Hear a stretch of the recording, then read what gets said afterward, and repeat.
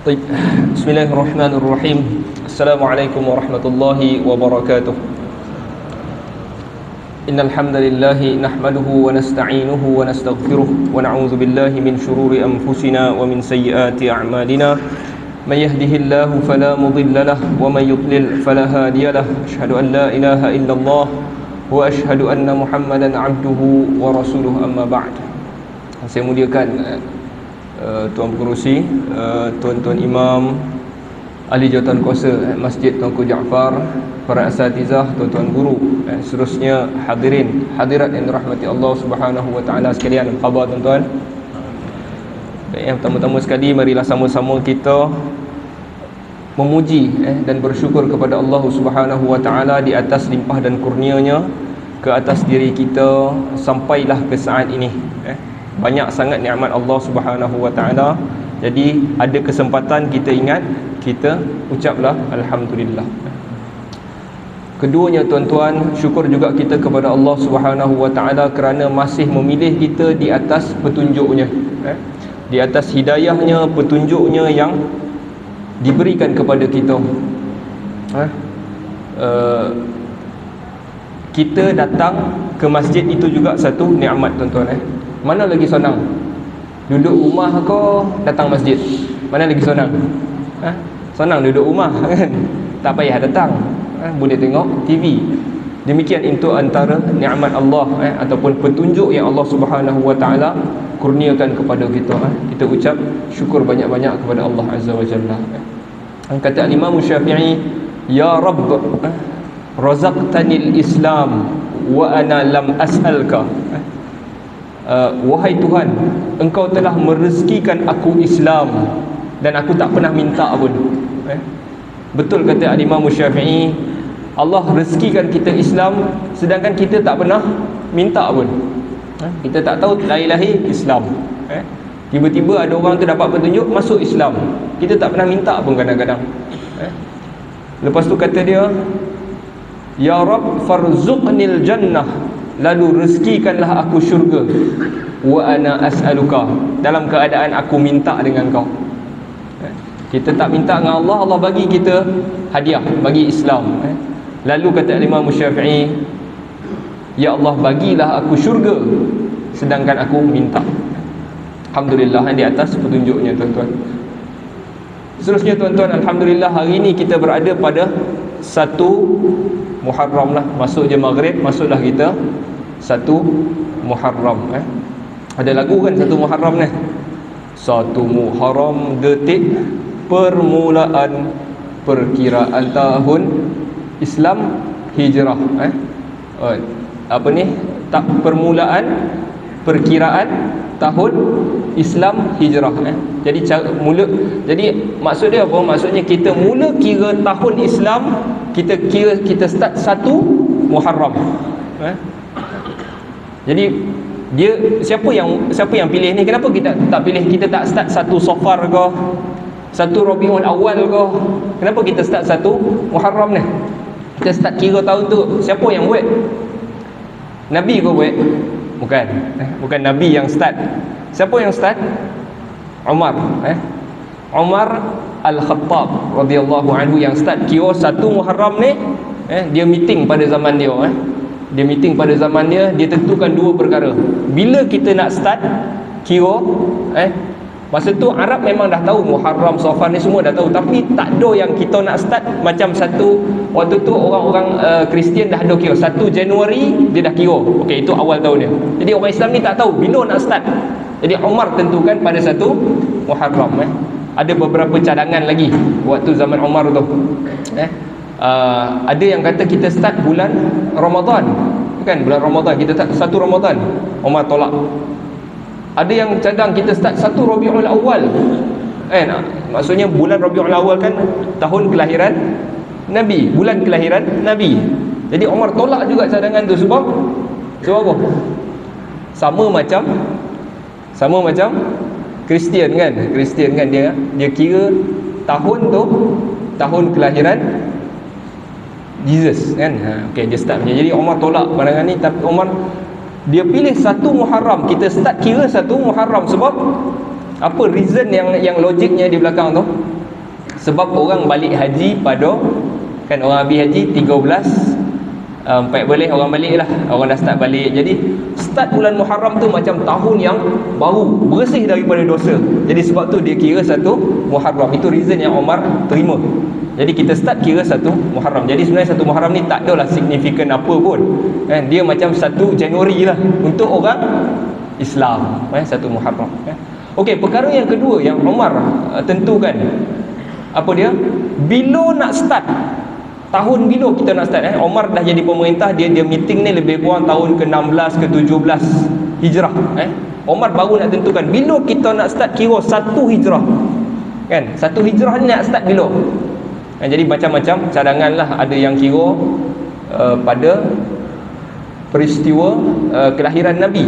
Kan? Jadi tolak umur Nabi berapa nanti dia nak kira. Umar tolak juga cadangan tu, dan banyak Umar tolak.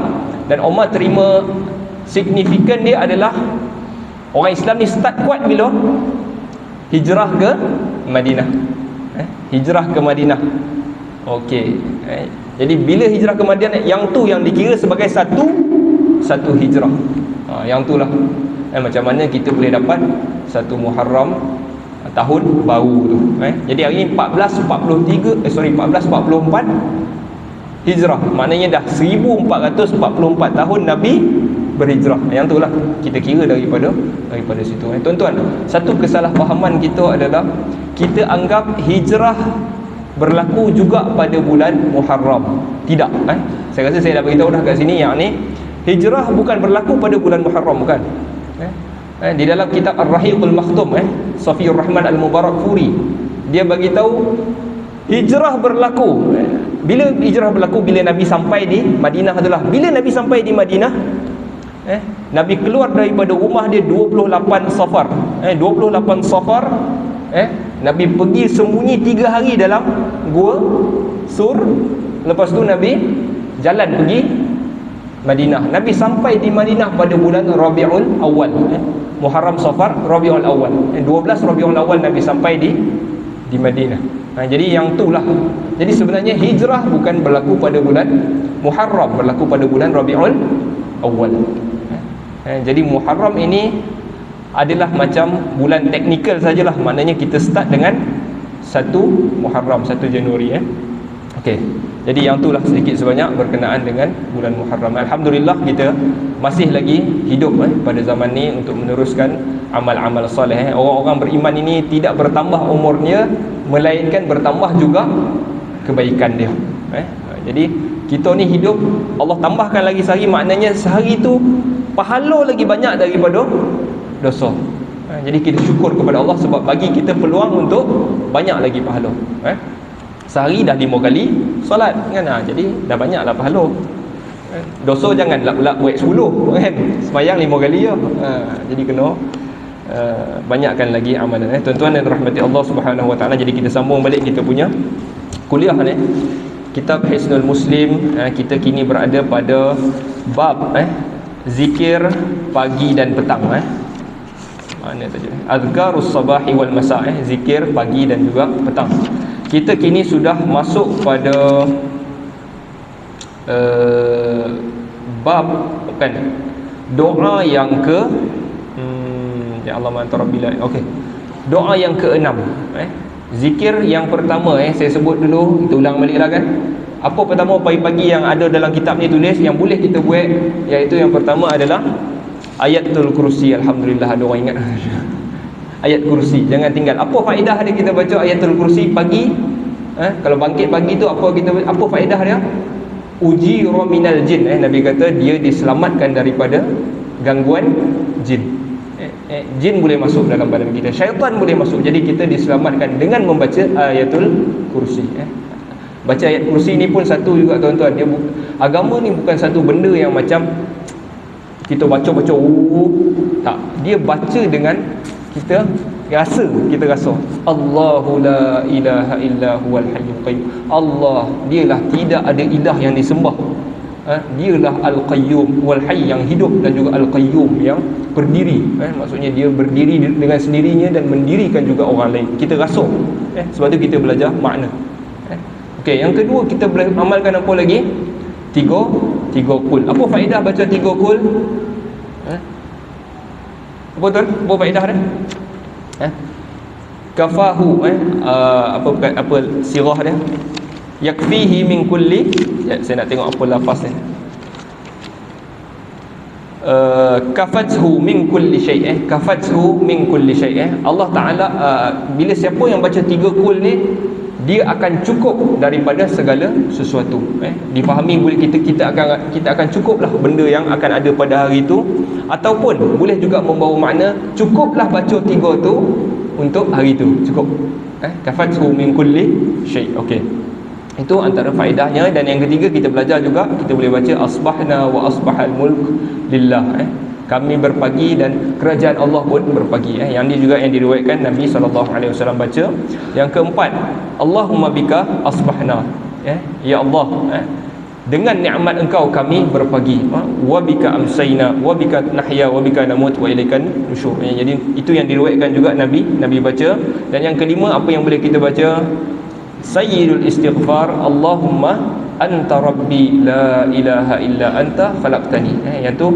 Yang tu kalau kita baca, Nabi SAW sebut, siapa yang baca yakin dia dengan apa yang dia baca, kita baca Allahumma anta rabbi la ilaha illa anta khalaqtani, dia baca dalam keadaan dia yakin. Ketika mana dia berpetang, lalu dia mati petang tu, lalu dia mati malamnya tu, dia akan masuk syurga.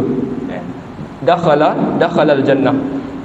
Demikian juga kalau dia mati, dia baca pagi tu, dia mati petang tu, maknanya dia juga masuk syurga. Baca tu bukan bukan. Baca tu bukan macam tu. Baca tu dengan perasaan. Lalu Nabi janjikan orang ni masuk syurga. Dakhalal jannah. Baik, yang tu dah 5 bacaan. Zikir pagi dan petang ni ada 24 bacaan. Tuan-tuan, kita baru ke 5. Okey, kita nak masuk yang ke-6. Apakah zikir yang boleh kita baca? Yang ke-6, kalau tengok dalam buku tu, zikir yang ke-6, zikir pagi dan petang. Allahumma inni asbahtu ushiduka wa ushidu hamalata arshik wa malaikatak wa jami'a khalqik annaka antallahu la ilaha illa anta wahdaka la syarika lak wa anna muhammadan abduka wa rasuluk. Dia tulis dalam tu, baca yang tu 4 kali. 4 kali. Baik. Jadi kita nak tengok dulu makna dia. Allahumma inni, ya Allah, sesungguhnya aku asbahtu, aku masuk waktu pagi. Allahumma inni asbahtu, ya Allah, sesungguhnya aku sudah berpagi. Aku masuk waktu pagi, maknanya aku bangun pagi lah. Maksud dia macam tu. Ushiduka, ushiduka, kataan dia ushiduka berbeza dengan ashhadu. Ashhadu annaka, ashhadu annaka, aku bersaksi engkau. Ushiduka maksud dia aku menjadikan engkau saksi. Ushiduka, perkataan ini, aku jadikan engkau sebagai saksi aku. Ushiduka, ushiduka wa ushidu hamalata arsyik, dan aku menjadikan pemegang ataupun pemikul arasy engkau. Okey, jadi siapa yang memikul arasy Allah Subhanahu Wa Taala? Siapa? Jin ke? Bukan. Malaikat. Aku jadikan engkau ya Allah sebagai saksi aku, dan aku jadikan malaikat yang pikul arasy kau ini sebagai saksi aku juga. Wa ushidu hamalata arsyik. Okey, kita nak tengok apa terjemahan ataupun tafsiran bagi hamalata arsyik. Allah Subhanahu Wa Taala cerita di dalam suratul Haqqah, Allah kata wa yahmilu arsya rabbika fawqahum yawma idzin samaniyah, yang akan memikul arasy Tuhan engkau, fawqahum, di atas mereka, yawma idzin, pada hari itu, samaniyah, 8.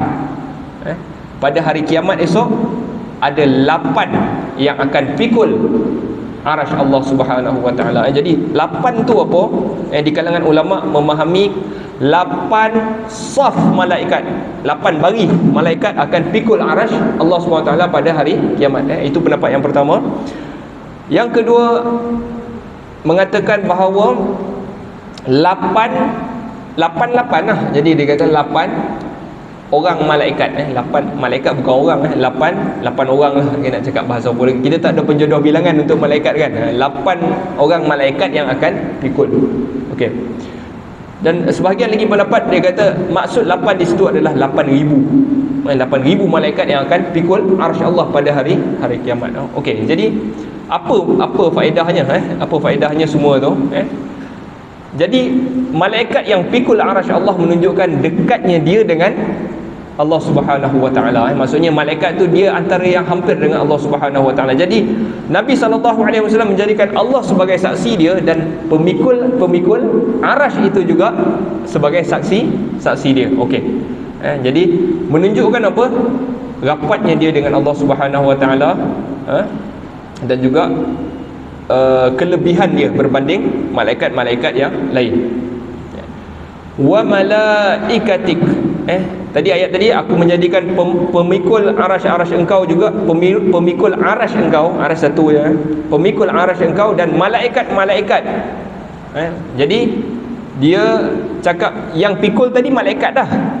Dia dah jadikan malaikat yang pemikul itu sebagai saksi, dan dia jadikan juga malaikat-malaikat yang lain ni juga sebagai saksi. Wa jami'a khalqik, dan semua ciptaan engkau. Aku jadikan engkau pemikul arasy, malaikat dan semua sekali lah. Apa dia yang dia nak jadikan saksi? Annaka antallah, bahawa sesungguhnya engkau adalah Allah. Maksudnya kita dengan penuh confident baca pagi-pagi ni, aku confident engkau lah Allah, aku jadikan dia saksi kan. Itu maksud ayat tu. Annaka antallah, sesungguhnya engkau lah Allah. La ilaha, tidak ada yang disembah. Ilah maksud dia ma'bud. Ilah maksud dia ma'bud, Tuhan yang disembah. Tidak ada Tuhan yang disembah illa anta, kecuali engkau. Wahdak, esanya engkau, satunya. Wahdak taukid, dia menguatkan balik. Aku sembah engkau, engkaulah satu-satunya. Wahdak, itu maksud wahdak. La syarikalak, tidak ada sekutu bagi engkau. Wa anna, dan sesungguhnya Muhammadan, Nabi Muhammad itu abduka, hamba engkau, wa rasuluk, dan pesuruh engkau.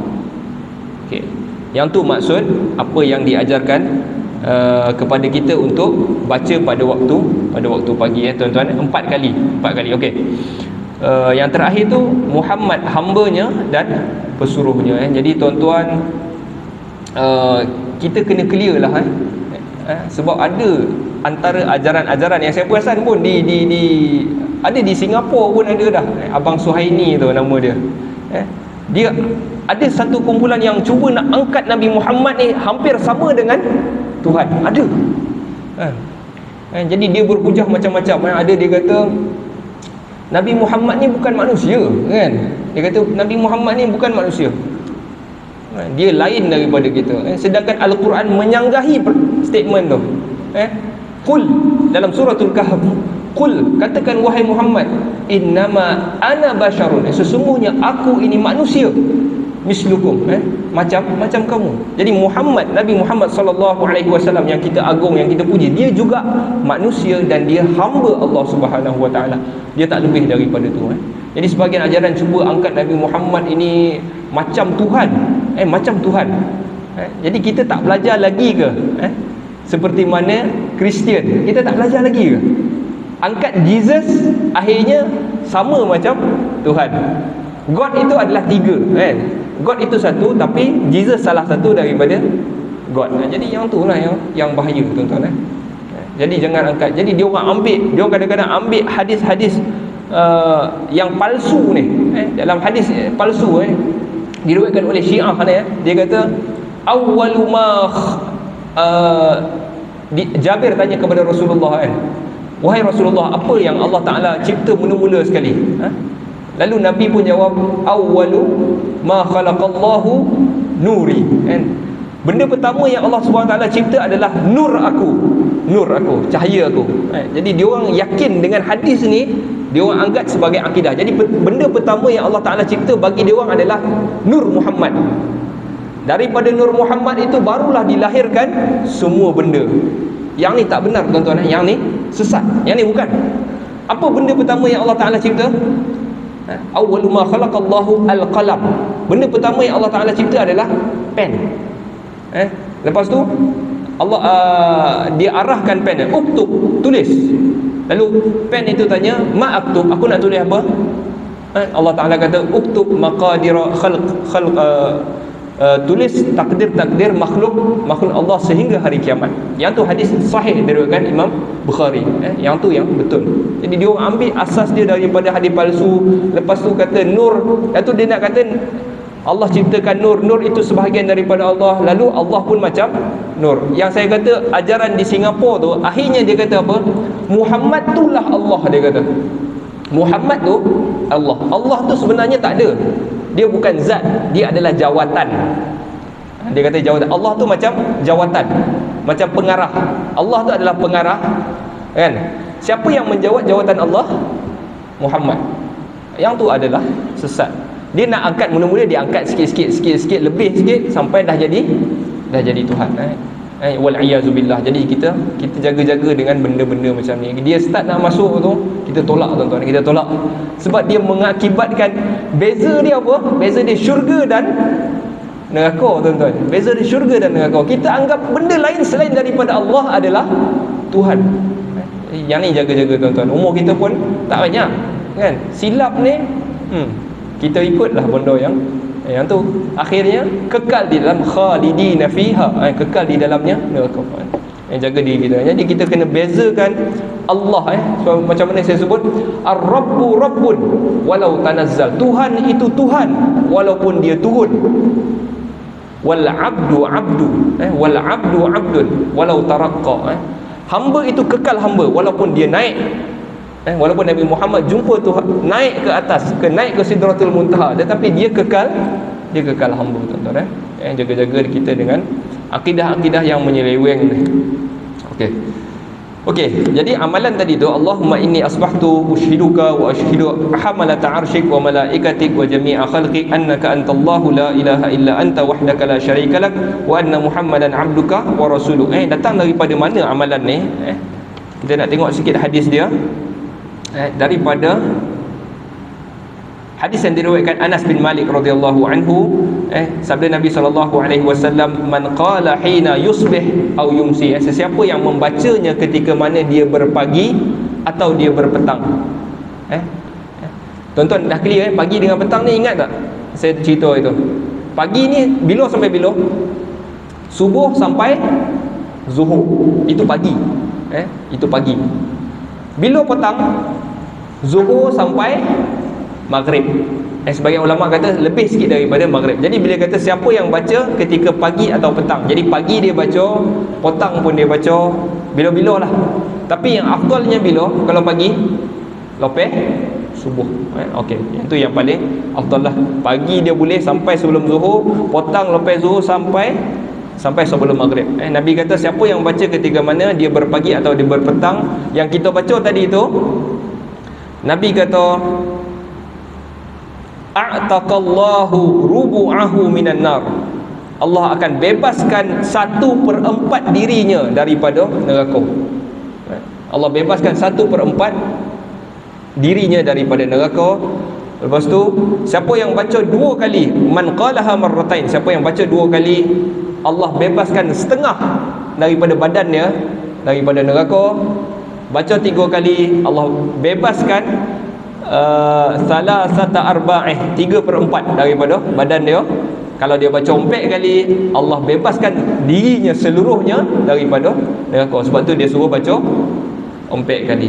Jadi hadis ni sebenarnya, tuan-tuan, hadis ni kalau saya tengok dia punya perbahasan tentang kesahihan hadis ini dibincangkan sampai 4 muka. Adakah hadis ini sahih ataupun dhaif?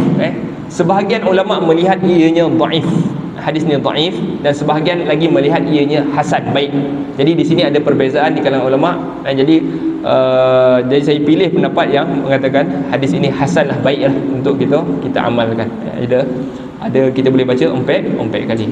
Alright, itu adalah bacaan yang ke-6. Tuan-tuan Okey, kita nak masuk pula bacaan yang ke-7. Sampai ikut bacaan ke-7. Bacaan yang ke-7 dalam kitab tu adalah Allahumma ma asbaha bi min ni'matin aw bi ahadin min khalqika faminka wahdaka la syarika lak falakal hamdu walakas syukr. Tuan-tuan, siapa yang biasa baca mak surat dia akan perasan ayat ni. Ini mak surat ni ada di dalam ayat ni, ada dimasukkan salah satu daripada zikir maksurat. Maksurat maksudnya bacaan-bacaan yang diambil daripada hadis. Itu maksud maksurat. Okey. Jadi kalau kita pecahkan dan kita nak tengok apa maksud dia. Okey, Allahumma ma asbahabi. Ya Allah, ma asbahabi, apa yang aku dapat pada waktu pagi ini. Itu maksud Allahumma ma asbahabi. Ya Allah, apa yang aku dapat waktu pagi ini, min ni'matin, daripada nikmat, au bi ahadin min khalqik, ataupun salah satu daripada kejadian engkau yang dapat nikmat engkau. Faham tidak ni? Ya Allah, apa yang aku dapat daripada nikmat, ataupun mana-mana makhluk engkau yang dapat nikmat. Apa jenis nikmat, apa sahaja. Badan sihat nikmat, makan nikmat, sihat nikmat, boleh ado bangkit, ado bini lagi sebelah, nikmat kan. Ada anak-anak okey, tak sakit, nikmat. Yang tu apa sahaja hamba engkau dapat rasa nikmat, maka sesungguhnya nikmat itu faminka wahdak, maka nikmat yang kami dapat itu adalah daripada engkau. Wahdak, engkau seorang. Tak ada orang yang bagi nikmat melainkan engkau. La syarikalak, tidak ada sekutu bagi engkau. Falakal hamdu, bagi engkau puji dan syukur. Alhamdu, falakal hamdu, puji dan syukur. Walakas syukur, dan bagi engkau syukur. Okey. Jadi kat sini ada dua masalah, iaitu beza makna alhamdu dengan asyukur. Falakal hamdu walakas syukur. Apa beza alhamdu? Alhamdu saya dah sebut, alhamdu adalah puji dan syukur. Hamdu lebih umum daripada syukur. Maknanya kalau kita sebut alhamdu, kita puji dalam keadaan kita dapat ke, kita tak dapat ke, kita puji Allah Subhanahu Wa Taala. Itu maksud alhamdu. Sakit ke kita, alhamdulillah kan. Dapat hadiah, dapat nikmat, alhamdulillah. Tak dapat pun alhamdulillah. Yang tu maksud alhamdulillah. Maknanya Allah Subhanahu Wa Taala itu sentiasa terpuji walaupun kita tak dapat apa-apa. Dalam surah Luqman Allah sebut wa man kafara, siapa yang kufur dengan wa man kafara, siapa yang kufur dengan ayat Allah, fa innallaha, sesungguhnya Allah ghaniyyun hamid, Allah itu maha kaya dan Allah terpuji. Kau orang kufur ke, engkau beriman ke, Allah tetap terpuji. Yang tu maksud alhamdu. Maknanya alhamdu ini kita dapat ke, kita tak dapat ke, puji Allah Subhanahu Wa Taala, puji dan syukur. Tetapi syukur pula dia lebih khusus. Syukur maksud dia kita dapat sesuatu baru kita ucap syukur. Sebab tu bahasa Arab ada orang buat baik dengan kita, kita sebut syukran, kan? Syukran, terima kasih ke, syukran. Itu maksud syukur. Kita dapat something baru kita sebut syukur. Bagi Allah itu puji, tak dapat nikmat pun alhamdu. Dan kalau kita dapat asyukur, falakal hamdu walakas syukur. Jadi yang ni juga diambil daripada hadis. Ya, nak kena check dulu hadis ni. Hadis yang daripada Abdullah bin Ghanam Al-Bayadhi radhiyallahu anhu, sama juga status hadis yang saya baca ni juga khilaf di kalangan para muhaddisin. Ada yang kata dhaif dan ada yang kata hasan, ada yang kata baik. Okey, katakanlah kita terima ia hadis yang baik, kita boleh amalkan, dan diambil daripada Abdullah bin Ghanam Al-Bayadhi radhiyallahu anhu an Rasulillah sallallahu alaihi wasallam annahu qala, daripada Rasulullah sallallahu alaihi wasallam dia bersabda, Man qala hina yusbih, sesiapa yang membaca ketika dia berpagi. Apa? Baca apa? Allahumma ma asbaha bi min ni'matin aw bi ahadin min khalqik faminka wahdak la syarika lak. Apa yang aku dapat nikmat ini daripada engkau, falakal hamdu, bagi engkau pujian, walakal syukur. Siapa yang baca ni, walakal syukur, illa adda syukra dzalikal yaum, kecuali dia itu telah menunaikan syukurnya pada hari itu. Siapa yang baca ini, hari itu dia telah tunaikan hak untuk bersyukur kepada Allah Subhanahu wa taala. Jadi yang tu jugalah salah satu fadilat dia. Jadi kita mungkin dah tak payah banyak-banyak sangat kan. Jadi kita baca tu dianggap kita ini telah bersyukur pada hari itu. Okey, yang tu adalah bacaan yang ke-7. Yang kita masuk yang ke-8 last. Ada masa sikit lagi, 8 baru. Masuk zon dah bertukar tuan-tuan. Tahu tak ni? Kita dah masuk zon 3 kan. Kemarin ada 2 zonnya, sekarang ni dah ada 3 zon. Seremban dengan PD dah diasingkan jadi zon 3. Jadi esok nak buka puasa, jaga-jaga kan, kita zon 3. Okey. Okey, kita nak masuk bacaan yang ke-8. Apa zikir yang boleh kita amalkan pada waktu pagi? Antaranya Allahumma afini fi badani, Allahumma afini fi sam'i, Allahumma afini fi basari, la ilaha illa anta, Allahumma inni a'udzu bika minal kufr wal faqr wa a'udzu bika min adzabil qabr, la ilaha illa anta. Ya Allah, Allahumma afini fi badani, ya Allah afini. Afini maksud dia sejahterakan aku. Sejahterakan aku fi badani, pada badanku. Afini juga boleh membawa maksud, bukan boleh, memang membawa maksud selamatkan aku daripada benda-benda yang buruk. Jadi kalau kita kata afini fi badani, selamatkan aku pada badan aku, maknanya kita minta Allah Subhanahu Wa Taala selamatkan aku daripada, kalau badan ni apa benda yang tak elok, nyakit, wabak, kuman, virus, kita minta Allah Ta'ala lindung kita. Jadi baca tuan-tuan pagi-pagi, Allahumma afini fi badani, ya Allah peliharalah aku pada badan aku. Badan aku, jadi badan ini semua sekali lah, masuklah anggota kepala dan badan. Jangan ingat badan kan, semualah. Afini fi badani, badan aku ni ya Allah peliharalah, selamatkan dia daripada penyakit-penyakit. Okey. Lepas tu Nabi baca lagi, Allahumma afini fi sam'i, ya Allah peliharalah aku pada telinga aku. Sam'i bukan telinga, pendengaran. Peliharalah aku pada pendengaran aku. Allahumma afini fi basari, ya Allah peliharalah aku pada pandanganku. Pandangan. Okey. Jadi ada 2 benda kat sini. Kenapa Nabi nak khaskan? Bila baca ya Allah peliharalah aku pada badan aku, maknanya dah cover semua. Kan? Kenapa nak minta lagi pendengaran, mata lagi? Menunjukkan 2 ni, pendengaran dan mata adalah 2 anggota yang penting untuk kita menerima sesuatu maklumat, ilmu. Telinga dengan mata. Kita nak dapat sesuatu, nak sampai ke dalam ilmu tu, apa tujuan dia? Nak melembutkan hati kita untuk beribadah kepada Allah Ta'ala. Jadi 2 benda ni yang paling penting Nabi fokuskan. Badan minta sihat, telinga, pandangan minta sihat. Lepas tu Nabi dahulukan apa? Telinga ke pandangan tadi? Allahumma afini fi badani, lepas tu Allahumma afini fi sam'i, kan? Telinga dulu. Kenapa Nabi mendahulukan telinga daripada mata?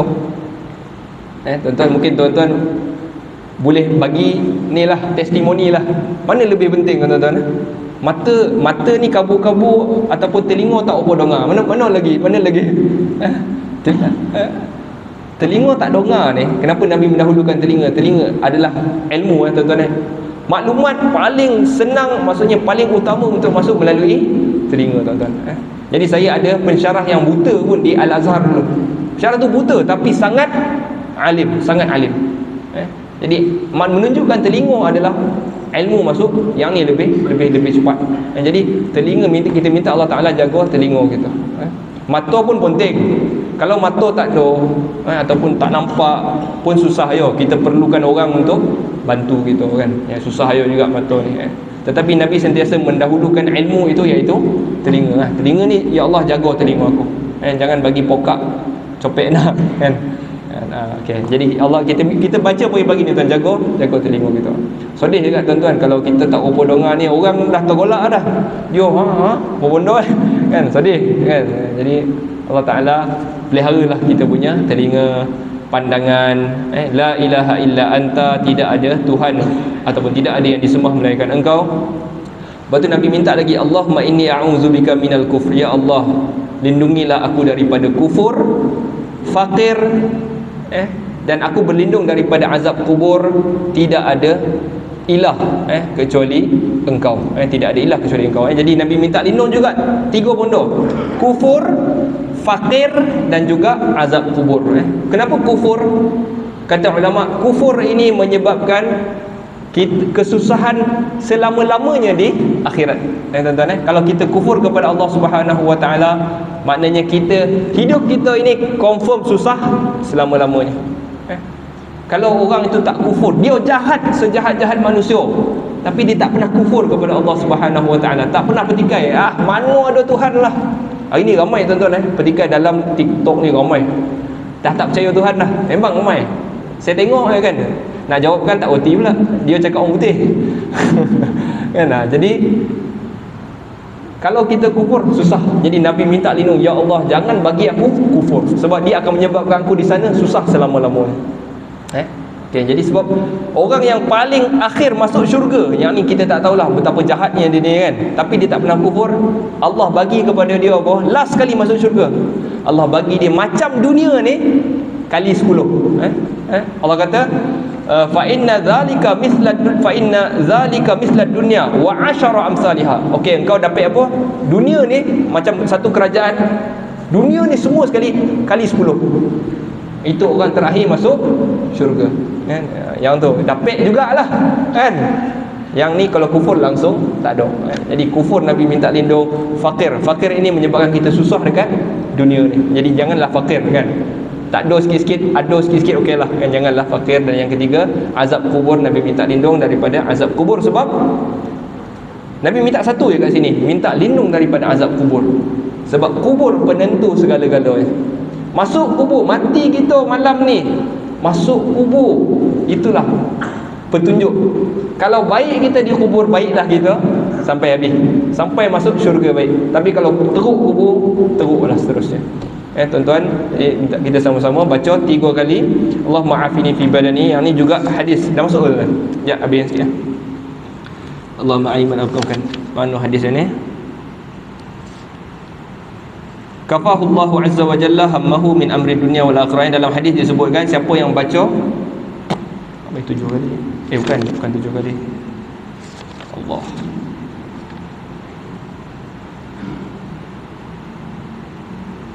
Okey, yang ni tidak ada apa-apa, cumanya perawi mengatakan dia mendengar Nabi SAW membacanya sebanyak 3 kali. Jadi yang ni yang diamalkan. Yang ni pun jangan, umur kita dah bertambah ni tuan-tuan, minta bagi-bagi. Allah ma'afini fi badani, Allah ma'afini fi sam'i, Allah ma'afini fi basari. Yang ni boleh dapatkan mana-mana kawan-kawan yang ada kitab ni, ambil gambar sikit. Kita boleh baca. Wallahu ta'ala alam.